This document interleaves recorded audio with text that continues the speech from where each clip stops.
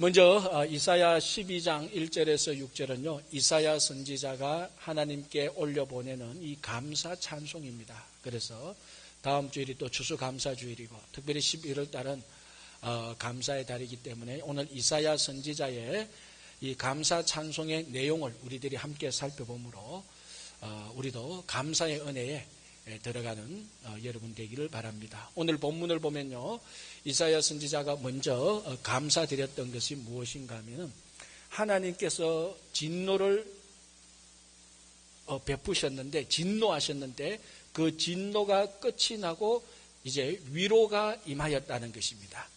자, 이게 언제 이런 일이 일어나는가 하면은 오늘 12장 1절 보면 그날에라고 말을 하고 있습니다. 그러니 이것이 지금 현재의 일이 아니고 미래에 일어날 일을 이사야 선지자가 선포하고 있습니다. 자, 여기서 말하는 진노가 사실은 무슨 진노인가 하면은 이 이사야 선지자 때 왕이 아사랴라는 왕이었습니다. 전반기 때 아사랴라는 왕이었고 후반기 때는 이제 히스기야 왕인데, 이 아사랴 왕이 아주 우상 숭배도 많이 하고 다윗의 길로 가지 않았던 왕이었습니다. 그리고 아수르가 침범해올 때 그 침범해오는 아수르를 오히려 의지하고 그 아수르 나라에 조공을 바치고 아수르 왕을 누그러뜨리려고 했던 이런 왕입니다. 자, 이런 것들을 통하여서 하나님께서 진노를 임하게 되는 것입니다. 이게 이사야 선지자가 오늘 말했던 첫 번째 진노이고요.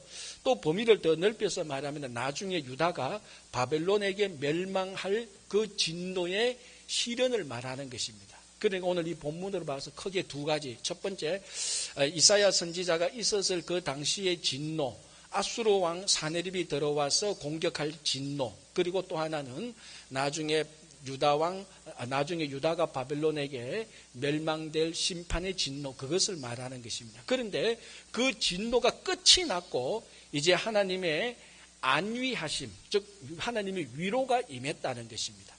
자, 이것이 언제 일어날 일이라고 말했습니까? 그날에. 자, 이 그날은 과거의 어떤 날도 아니고 지금 이루어지는 일도 아니고 미래에 일어날 어떤 날을 말하고 있습니다. 그러나 미래의 어떤 날에 하나님의 진노의 시련이 닥치고 그 진노의 시련이 끝이 나고 하나님의 위로가 임할 것이라는 것입니다. 자, 저도 지금 그날에 또는 미래의 날이라고 말을 하면서 계속해서 진노가 임할 것이며 위로가 일어날 것이라고 말을 합니다. 자, 제가 지금 사용하고 있는 이 동사는 미래형 동사입니다. 그런데 오늘 이사야 선지자는 이 미래에 일어날 일들에 관하여서 미래 동사를 쓰지 않고 과거 동사를 쓰고 있습니다. 이 내용을 보면 1절 보시면 바랍니다. 1절을 보시면 히브리 성서나 그리고 영어 성경만 봐도 과거에 진노가 임하셨고 그 진노가 끝이 나고 하나님의 안위가 임하였다라고 말을 하는 것입니다. 자, 이거는 미래에 일어날 일을 말하는 게 아니죠. 사실은 과거에 일어난 일들을 말하는데 이사야는 미래에 일어날 일들을 과거형으로 말합니다. 자, 지금 문법을 따지지 않은 게 아닙니다. 이사야 선지자가 문법적으로 틀렸다, 그걸 말하는 것이 아니고 왜 이사야 선지자는 미래에 일어날 일을 과거에 일어난 일처럼 말하는가, 이게 핵심입니다. 무슨 말인가 하면은 이사야 선지자는 미래에 일어날 일들을 이미 일어났던 일처럼 확신하고 있기 때문입니다. 이거는 이사야 선지자의 추측도 아니고 추론도 아니고 예측도 아니고 확률도 아니고 이사야 선지자의 확실한 100% 믿음입니다.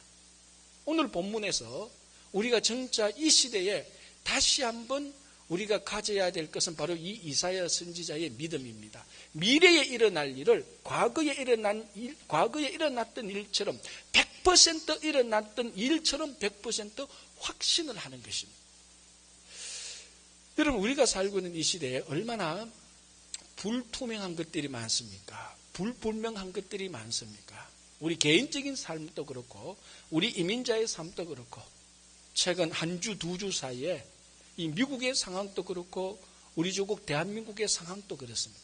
아무도 우리 조국 대한민국이 이런 상황에 들어갈지, 미국이 이렇게 되어서 좋든 싫든 미국의 새로운 대통령을 지지했든 안 했든 이것이 우리 이민자들에게 부정적으로 영향을 미칠 것이라는 이런 것들을 별로 예상치 못했습니다. 이런 진노의 시련이 갑자기 임하였습니다. 이런 때에 어떻게 미래에 하나님의 위로가 임할 것이라고 확신할 수 있느냐, 이렇게 반문할 수가 있습니다. 그러나 오늘 이사야 선지자는 말합니다. 이것은 확률도 아니고 추론도 아니고 추측도 아닌 100% 하나님이 일어나게 할 일이라는 것입니다. 이사야 선지자는 그 옛날 과거에 아주 오랜 옛날에 노아 시대 때 홍수 심판을 알고 있었습니다. 여러분, 홍수 심판 때에 그 세상이 죄악이 관영하여서 하나님께서 그 세상을 진노로 심판했습니다. 그럼에도 불구하고 노아의 가족들을 살림으로 말미암아 이 인류에게 새로운 희망과 위로를 주었습니다. 여러분, 노아의 이름 뜻이 뭔 줄 아시죠? 노아의 이름 뜻이 안위, 위로라는 말입니다. 이사야 선지자는 그런 사실들을 확실히 알고 있었기 때문에 하나님의 진노가 임하지만은 그 진노의 시련이 끝이 나고 반드시 100% 과거에 일어났던 일처럼 우리들에게 위로가 임할 것이라는 것입니다. 지금 여러분들이 어떤 종류이든지 시련을 겪고 있는 사람들이 대부분일 것입니다. 몇 년 동안 일을 해도 재산이 늘어나기는커녕 오히려 더 줄어드는 사람들도 있을 것입니다. 3년 전과 5년 전과 비교해보면 별로 좋아진 것이 없는 사람들이 많을 것입니다. 그런데 어떻게 앞으로 미래에 하나님의 위로가 온전히 임할 것이라 라고 말할 수 있는가? 그거 거짓된 위로가 아닌가? 이렇게 반문할 수도 있지만 오늘 이사야 선지자는 그것이 거짓된 위로가 아니고 100% 하나님께서 확실히 위로해 주실 것이라는 확신을 믿고 있는 것입니다. 정말 이 시대에 우리가 이 이사야 선지자가 믿었던 미래에 일어날 일에 대한 100% 확신을 가지시기 바랍니다. 자, 이때에 우리가 이사야 선지자가 했던 감사함을 누릴 수가 있습니다. 자, 보통 이제 추수감사절 때가 오면은 다음 주가 이제 추수감사주일이고 또 우리가 연말 때가 되면은 지나간 한 해를 되돌아보면서 이것저것 하나님께서 인도하시고 지켜주신 은혜에 감사를 많이 합니다. 참 좋은 일이죠. 그러나 여러분, 우리 성도들은 이런 과거의 감사 외에 하나 더 해야 될 감사가 있습니다. 그 감사가 뭔가 하면은 오늘 이 이사야 선지자가 하나님께 올려드리던 감사 찬송입니다. 여러분, 지나간 한 해 동안에 내게 일어났던 좋은 일들을 기억하고 거기에 감사하는 것은 예수 믿지 않는 사람들도 다 합니다. 그러나 예수 믿는 우리들, 하나님을 굳건히 믿는 우리들은 지나간 과거의 일에 대한 감사뿐만이 아니고 거기에다 하나 더 붙여서 오늘 이사야가 확실한 믿음에 근거한 감사를 드릴 수 있습니다. 무슨 감사인가? 앞으로 미래에 일어날 일에 대한 감사라는 것입니다. 자, 이것은 교회 밖에 있는 세상 사람들은 결코 그렇게 드릴 수 있는 감사가 아닙니다. 오직 하나님을 믿는 우리들만이 지나간 과거에 하나님께서 지켜주신 이 은혜에 감사하며 앞으로 1년 동안에도 하나님께서 100% 분명히 우리를 지켜주실 것이라는 확신을 가지고 감사할 수 있습니다. 그래서 예수 그리스도를 믿는, 하나님의 섭리를 믿는 누구든지 우리는 2배의 감사를 드릴 수가 있습니다. 여러분, 어떤 삶이 풍성한 삶입니까? 다른 사람들보다 2배로 더 가진 사람이 풍성한 삶을 살 수 있습니까? 반드시 그렇지 않습니다. 진짜 풍성한 삶은요, 다른 사람들보다 2배 더 감사를 드리는 사람입니다. 제가 전번에 어떤 대기업의 회장의 그 자서전을 읽었는데 이런 내용이 나오더라고요. 자기가 그 회사를 창업해서 처음 초창기 때 정말 그 직원들 몇 사람하고 열심히 일을 했을 때 미래에 대한 희망이 있었고 열심히 일하는 그 연대감이 있어서 너무나 좋았다는 겁니다. 물론 때로는 기업이 어려움을 당하기도 했고 그 빚을 져서 큰 공경에 처하기도 했지만 그래도 미래에 대한 비전이 있었고 직원들이 함께 되어서 그때는 매년이 너무너무 감사했다는 것입니다. 그런데 대기업이 되고 보니까 그 초창기 때 기업하고는 비교할 수 없을 정도로 재산이 비교할 수 없을 정도로 재산이 많이 늘었고 직원들이 많이 늘었는데 그 초창기 때 감사가 없으니까 대기업의 회장이 돼도 그렇게 삶이 기쁘지가 않다는 그런 자서전을 읽어본 적이 있습니다. 여러분, 이거 가만히 보면요, 우리 성도의 감사의 생활을 지적하는 내용하고 마찬가지입니다.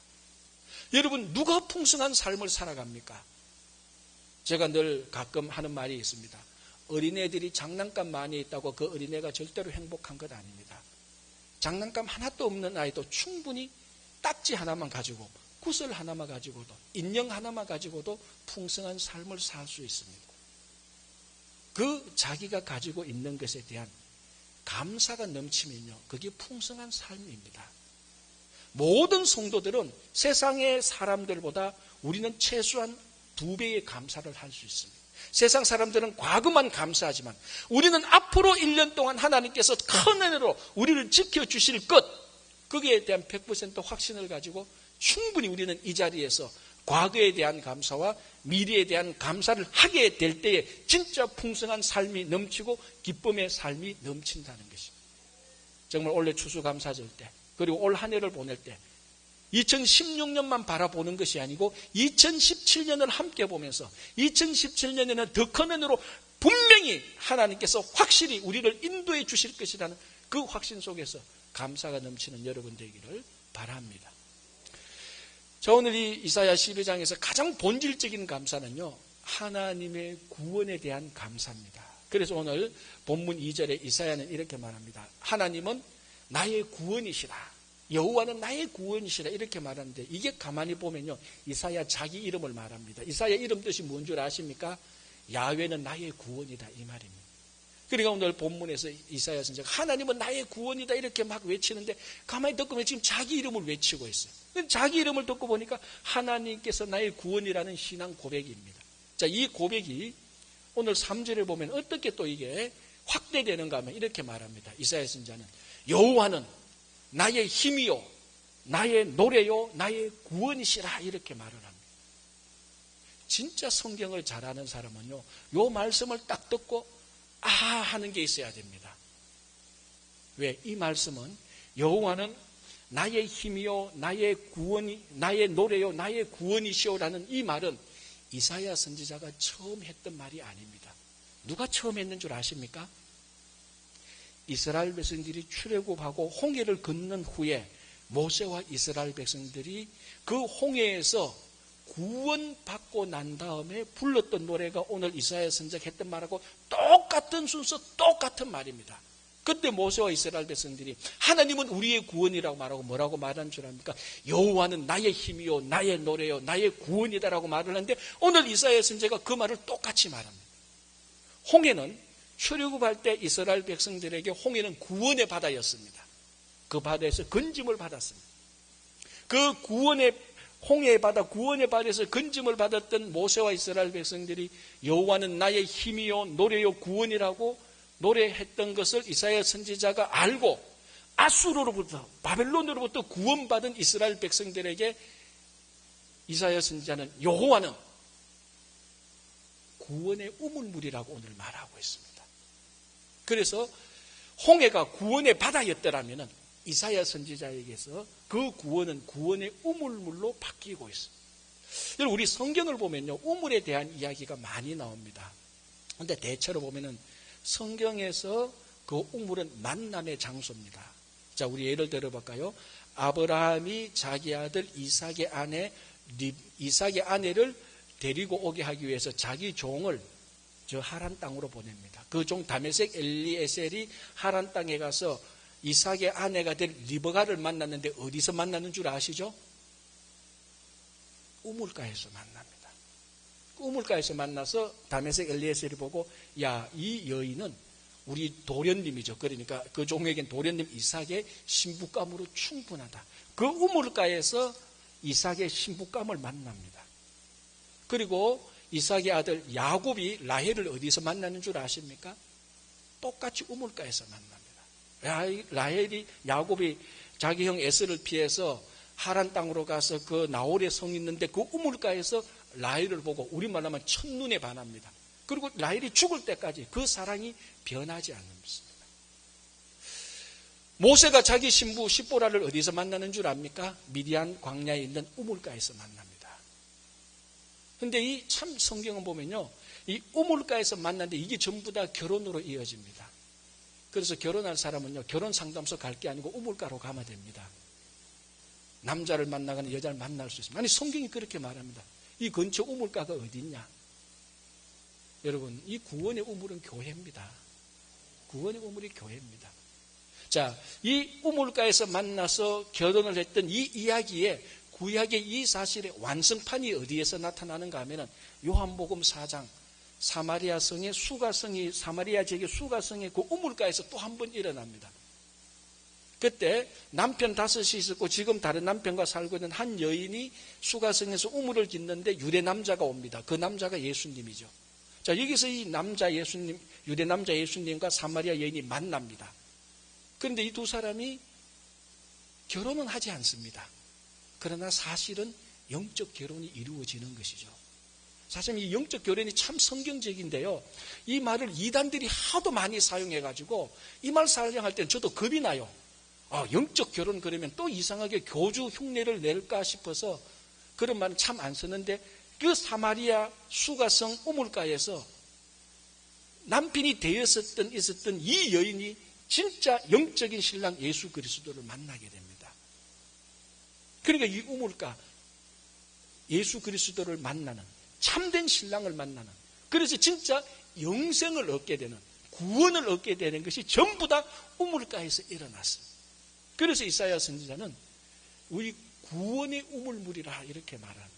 구원의 우물가에서 구원의 우물을 기쁨으로 마시자라고 말을 합니다. 여러분 이 시대에 진짜 교회마다 모든 교회가 구원의 우물가가 되어야 됩니다. 누구든지 이 우물가에 와서 예수 그리스도를 만나고 신랑 대신 예수 그리스도를 만나는 신부된 성도가 되어서 그 지긋지긋한 옛생활과 과거를 절단해내야 되는 것입니다. 여러분이 사마리아 여인을 보십시오. 남편이 5 있었고 6 있었다는 게 여러분 이게 좋은 일인 줄 압니까? 사실 그 당시 상황을 잘 연구했던 학자들은요, 어쩌면 성경에서 막달라 마리아 못지않게 비참한 여인이 바로 이 사마리아 수가성 우물가에 왔던 여인이라고 말합니다. 왜 남편이 5, 6 있었는 줄 압니까? 다 버림을 당했던 사람이에요. 이 남자하고 살면서 버림당하고 저 남자하고 버림을 당하고 버림받는 데는 도 터진 여자입니다. 여러분 그 마음속에 말할 수 없는 상처와 아픔과 배신과 비틀림이 있습니다. 그런데 오늘 또 다른 남자를 만났는데 이 남자는 앞에 있었던 남자하고 완전히 다릅니다. 진짜 신랑 되시는, 진짜 영적인 신랑이 되시는 그 예수 그리스도를 만나게 된 것입니다. 어디에서? 우물가에서. 그래서 이 교회는 만남이 이루어지는, 구원이 이루어지는 구원의 우물가가 되어야 되는 것입니다. 그래서 과거의 생활을 지긋지긋하게 끊고 새로운 빛 대신 예수 그리스도 안에서 살아가야 됩니다. 자, 오늘 이사야 선지자가 이 1절에서 6절까지 말하면서 제일 많이 반복해서 강조하는 게 무엇인 줄 압니까? 이 구원의 우물물에서 기쁨으로 구원의 우물물을 마신 자는 감사하며 이 구원을 온 세계에, 온 땅에 알리게 하라. 그것이 4절, 5절, 6절에서 계속해서 말하고 있습니다. 자, 여러분 우리 사도 바울 잘 압니다. 사도 바울이 젊었을 때 한때는 율법에 미친 사람이었습니다. 율법에 자기 목숨을 걸었던 사람입니다. 사도 바울이. 그리고 난 다음에 예수 그리스도를 만나고 난 다음에 예수 그리스도에게 미치게 되고 예수 그리스도에게 목숨을 걸게 됩니다. 자, 사도 바울은 한때는 율법에 미친 사람이었고 한때는 예수 그리스도에게 미친 사람이 되었습니다. 자, 율법에 미쳤을 때 사도 바울의 행동과 예수에게 미쳤을 때 사도 바울의 행동에 몇 가지 차이점이 있는데요. 중요한 차이가 뭔 줄 아십니까? 사도 바울이 율법에 미쳐서 있을 때는 이 율법을 온 세계에 전파하려고 나가지 않았습니다. 자기가 율법에 미쳤는데 이 율법을 소아시아에도 전하고 유럽에도 전하고 그렇게 전하려고 한 번도 나가지 않았습니다. 그런데 이 사도 바울이 예수 그리스도에게 미치게 되니까 미치는 순간부터 예수에게 미치는 순간부터 예수 그리스도를 온 세계에 전파하러 나갑니다. 자기 삶에 아무것도 하지 않고 자기 목숨을 걸고 예수 그리스도를 선포하기 시작하는 것입니다. 율법에 미쳤을 때는 율법을 한 번도 선포하지 않았던 사람이 똑같이 미쳤는데 율법에 미치니까 율법에 선포하지 않았던 사람, 율법을 선포하지 않았던 사람이 예수 그리스도에게 미치니까 예수를 선포하기 시작했습니다. 왜 그런 줄 아십니까? 예수 그리스도에게는 구원이 있기 때문에 그렇습니다. 율법에 미쳐도 거기는 구원이 없습니다. 구원이 없으니까 선포하지 않는 겁니다. 예수 그리스도에게 미치니까 구원이 있으니까 구원의 본능으로 선포하게 되는 것입니다. 오늘 이 사마리아 여인을 보십시오. 남편이 대여섯이 있었는데 어느 누구에게 가서 이 남자가 내 남편입니다. 자랑스럽게 말한 적 한 번도 없습니다. 다 수치스럽고 오히려 남편을 숨겼죠. 그런데 오늘 요한복음 4장을 보니까 예수 그리스도를 만나니까 마을로 뛰쳐나가서 선포하기 시작합니다. 와서 보라, 내가 그리스도를 만났다. 이 남자가 그리스도다. 선포하기 시작했어요. 왜? 그리스도 안에는 구원이 있기 때문에 그렇습니다. 사람의 영적 본능 안에는요, 구원의 본능이 있습니다. 이것이 터치당할 때는, 진짜 이것이 터치당하고 구원의 감사를 누리는 사람은 누구든지 바울처럼, 이 사마리아 여인처럼 구원을 선포하게 되는 것입니다. 여러분, 가끔 위대한 건축물이나 웅대한 자연 앞에 설 때에 우와 하는 감탄사가 나오잖아요. 누가 시켜서 그렇습니까? 아닙니다. 저도 가끔 제가 얼마나 이 둔한 사람입니까? 저같이 둔한 사람 또 한 번 가서 위대한 건축물이나 자연 앞에 설 때는 우와 하고 그저 감탄사가 나옵니다. 왜? 우리 안에 아름다움에 대한 본능이 있기 때문에 그렇습니다. 그 아름다움에 대한 본능이 아름다움을 보았을 때, 위대한 건축물과 자연을 보았을 때 터치될 때 그냥 터져 나오는 겁니다. 우와 하고. 마찬가지로요, 우리 안에 진짜 구원의 본능이 있습니다. 우리는 하나님께서 사람을 만들 때 영적 존재로 만들고 구원받아야 될 존재로 만들었기 때문에 우리 안에 구원의 본능이 있는데, 그것이 예수 그리스도를 만났을 때는 우와 하고 그대로 터져버리는 것입니다. 근데 목사님, 나는 왜 안 그래요? 하면은 덜 터졌기 때문에 그런 거예요. 덜 터졌기 때문에. 그 구원의 우물물에서 그 기쁨을 누리지 못하기 때문에. 혹 어떤 사람은 아직도 의심하기 때문에. 그게 구원의 본능이 터지지 않으니까 시켜도 떠밀어도 예수 그리스도를 전하는 것이 그렇게 힘듭니다. 여러분, 오늘 이 이사야 선지자가 구원의 우물물에서 진짜 구원을 경험하면서 자연스럽게 시키지 않아서 억압하지 않고 밀어서가 아니라 자연스럽게 온 세계에, 온 땅에 이 구원을 선포하게 되는 것입니다. 그래서 정말 우리 안에 이 사도 바울이 누렸던 구원의 본능이 터지고, 그렇게 많은 남자를 만나봤지만 한 번도 삶에 만족이 없었던 이 여인이 예수 그리스도를 만났을 때 구원이 본능이 터져서 수치스러운 것도 모르고 부끄러운 것도 모르고 마을에 가서 여기 그리스도가 있다, 와서 보라고 외쳤던 것. 누가 시켜서 됩니까? 아닙니다. 그때는 누가 말려도 안 됩니다. 구원의 본능, 영적 구원의 본능이 터지니까. 오늘 이사야가 바로 그게 터져서 구원의 우물물에서 구원을 경험하며 밖에 나가서 온 세계에 구원을 선포하리라고 고백하는 것입니다. 이 고백이 오늘 우리의 고백이 되고 우리 안에 있는 이 구원의 본능이 터지기를 간절히 바랍니다. 여러분, 추수감사주일에 가장 기쁜 것은, 정말 하나님께서 가장 기뻐하는 열매는요, 구원의 열매입니다.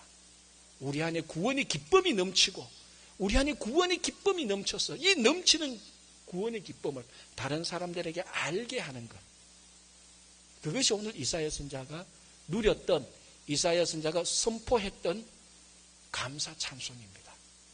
올 추수감사절에는 이런 어떤 세상의 조건 때문에, 세상의 이유들 때문에 감사하는 것이 아니고 정말 하나님의 구원 때문에 감사하는, 그리고 우리가 누리고 있는 이 구원을 선포하는 정말 아름다운 추수감사주일이 되기를 간절히 바랍니다.